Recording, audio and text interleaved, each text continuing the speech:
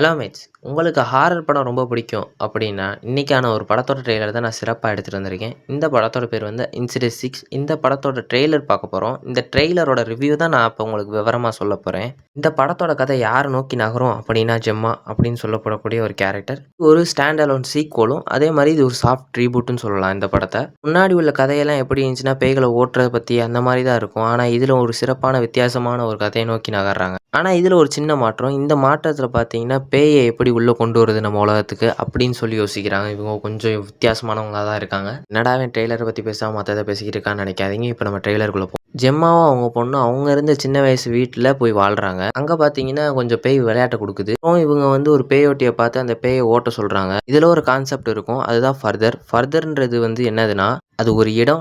நம்ம வாழ்ற இடமும், செத்த பிறகு நம்ம எங்க இருப்போமோ, அதாவது ஒரு நரகவாசி அந்த மாரி ஒரு இடம். நரகம்னாலே தெரியும். அவங்க தனிமையா இருப்பாங்க. ரொம்ப கோவத்தோட இருப்பாங்க. அவங்க வாழ்க்கையில அவங்க சாதிச்சிருக்க முடியாது. அத இவங்க மூலியமா சாதிக்க வைக்கிறது தான் அவங்க அந்த பேயோட பிளான்ஸ். இத நோக்கி தான் இந்த கதை நகரும். உங்களுக்கு இன்ட்ரெஸ்ட்டா இருந்தீங்கன்னா, நம்ம இதுக்கு முன்னாடி பார்ட்ஸ் எல்லாமே நம்ம ரிவ்யூ பண்ணுவோம். நீங்க கமெண்ட்ல கமெண்ட் மட்டும் பண்ணுங்க. நம்ம கண்டிப்பான முறையில ரிவ்யூ பண்ணிருவோம். ஓகே காய்ஸ், இதுக்கப்புறம் அடுத்த வீடியோல சந்திப்போம். நான் தான் உங்கள் குயிக். நான் போயிட்டு வரேன். பாய்.